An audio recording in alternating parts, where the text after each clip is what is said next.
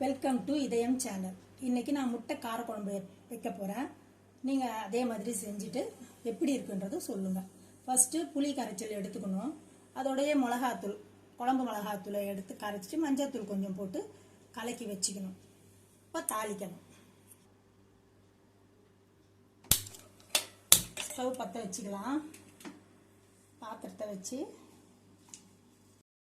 எண்ணெய், தேவையான அளவு எண்ணெய் ஊற்றிக்கலாம்.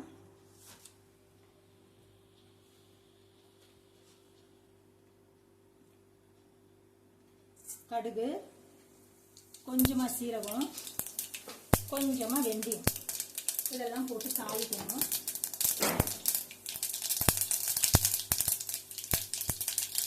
மீடியமில் ஸ்டவ் வச்சுக்கோங்க, இல்லைன்னா தெறிக்கும். அது கூடவே பூண்டு இடித்து போட்டு தாளிக்கணும். அது பொன்னிறமாக வரும்.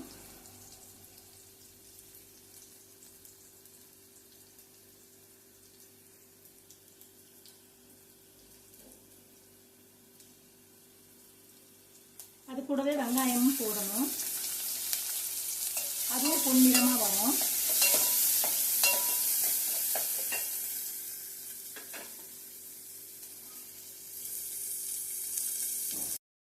வெல்கம் டு இதயம் சேனல். இன்னைக்கு நான் முட்டை காரக்குழம்பு வைக்க போகிறேன். நீங்கள் அதே மாதிரி செஞ்சுட்டு எப்படி இருக்குன்றதை சொல்லுங்கள். ஃபஸ்ட்டு புளி கரைச்சல் எடுத்துக்கணும். அதோடைய மிளகாத்தூள், குழம்பு மிளகாத்தூளை எடுத்து கரைச்சிட்டு மஞ்சள்தூள் கொஞ்சம் போட்டு கலக்கி வச்சுக்கணும். இப்போ தாளிக்கணும். ஸ்டவ் பற்ற வச்சுக்கலாம். பாத்திரத்தை வச்சு பொன்னிறமாக ஆயிடுச்சு.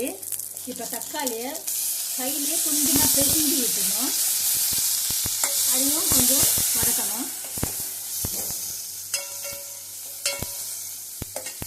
கொத்தமல்லி கறிவேப்பிலை கொஞ்சம் போடணும்.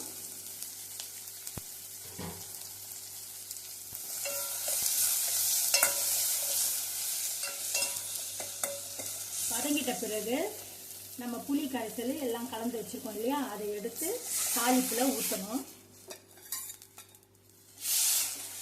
அது நல்லா கொதிக்கணும். கொதித்து சுண்டி வரணும். இப்போ கொதிச்சிடுச்சு. இப்போ ஸ்டவ்வை ஸ்லோ பண்ணிக்கணும். பண்ணிட்டு முட்டையை அடித்து அப்படியே ஊற்றிக்கணும்.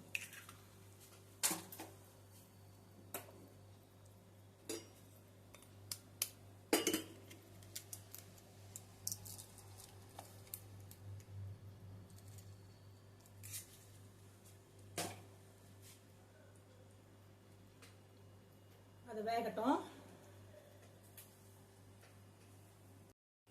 முட்டையை அப்படியே எடுத்து அசையாமல் எடுத்து திருப்பி போடணும்,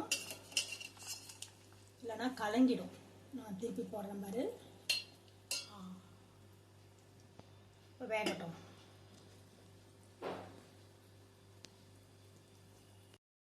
முட்டை வெந்துடுச்சு. இங்கே பாருங்கள்,